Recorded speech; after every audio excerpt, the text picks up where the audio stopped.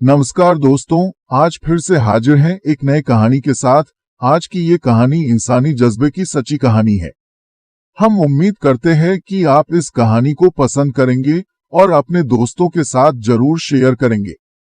ये एक लड़की की सच्ची कहानी है जो हमें कठिन से कठिन परिस्थितियों के बावजूद जीवन को सकारात्मक तरीके से जीने और अपने लक्ष्य को प्राप्त करने की प्रेरणा देती है। 25 सितंबर 2000 की बात है। तब मैरिकेल एप्टेन महज 11 साल की थी। उस दिन वो अपने अंकल के साथ पानी लाने के लिए बाहर निकली हुई थी। रास्ते में उन्हें 4-5 लोगों ने घेर लिया। उनके हाथों में धारदार हथियार थे। उन्होंने अंकल से जमीन पर झुक जाने के लिए कहा और उन्हें बेरहमी से मारने लगे। ये देख मैरिकल सदमे में आ गईं। वो उन लोगों को जानती थी, वे उसके पड़ोसी थे। उसे लगा कि अब उसकी जान भी नहीं बचेगी और वो उनसे बचकर भागने लगी, पर वो छोटी थी और हत्यारे आसानी से उस तक पहुंच गए। वो चिल्लाने लगी, मुझे मत मारो, मुझ पर दया करो।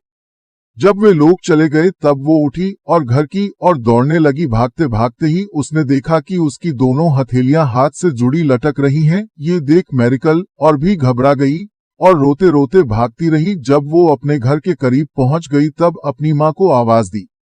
माँ बाहर आई और अपनी बेटी की ये हालत देख भयभीत हो गईं। उन्होंने बेटी को तुरंत एक कंबल में लपेटा और हॉस्पिटल ले गईं। हॉस्पिटल दूर था। पहुंचते पहुंचते काफी वक्त बीत गया। डॉक्टर्स को कोई उम्मीद नहीं थी कि वे मैरिकल को बचा पाएंगे, पर 5 घंटे के ऑपरेशन के बाद भी वो जिंदा थी, पर डॉक्टर्स उसका हाथ नहीं बचा पाए थे। परेशानियां यही नहीं खत्म हुईं।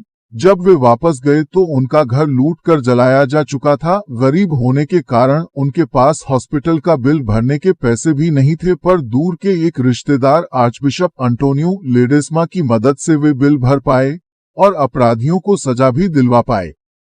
इतना कुछ हो जाने के बाद भी मैरिकल ने कभी भगवान को नहीं कोसा कि उसके साथ ही ऐसा क्यों हुआ, बल्कि उसका कहना है कि ईश्वर में विश्वास रखते हुए मैं और भी दृढ़ निश्चयी हो गई कि मुझे एक सामान्य जीवन जीना है। मुझे लगता है कि मैं दुनिया में किसी जरूरी मिशन के लिए हूँ, इसीलिए मैं इस हमले से बच पाई हूँ। मैरिकल ने हाई स्कूल की पढ़ाई पूरी की और 2008 में होटल मैनेजमेंट का कोर्स भी पूरा किया और बचपन से खाना बनाने के शौक के कारण 2011 में शेफ बनने की शिक्षा पूरी की। इतनी बड़ी डिसेबिलिटी के बावजूद जीवन में आगे जाने के जज्बे को आसपास के लोग नजरअंदाज नहीं कर सकते थे और जल्द ही मैरिकल को मीडिया हाईलाइट करने लगा। ऐसे ही एक कार्यक्रम को देखकर होटल एड्सा शांग्रीला, मनीला, फिलीपाइंस ने उसे अपने यहाँ किसी प्रोजेक्ट पर काम करने का मौका दिया। मैरिकल के साथ काम करने वाले शेफ अल्जामिल बोर्जा बताते हैं, वो मदद के लिए सिर्फ तभी पुकारती हैं जब उन्हें कोई गर्म पात्र हटाना होता है या किसी शीशी का चिकना ढक्कन खोलना होता है। मैरिकल आज भी उसी होटल में बतौर शेफ काम करती हैं और अपने जज्बे के दम पर लाखों करोड़ों लोगों को प्रेरित करती रहती हैं। फ्रेंड्स, अक्सर हम अपनी लाइफ में आने वाली छोटी मोटी परेशानियों से घबरा जाते हैं और अपना विश्वास कमजोर कर बैठते हैं, पर आज की ये कहानी बताती है कि सिचुएशन कितनी ही खराब क्यों न हो, हम उसे बदल सकते हैं। मैरिकल की कही एक बात हमें याद रखनी चाहिए, यदि आप सपने देखें, कड़ी मेहनत करें और ईश्वर में आस्था रखें तो कुछ भी संभव है।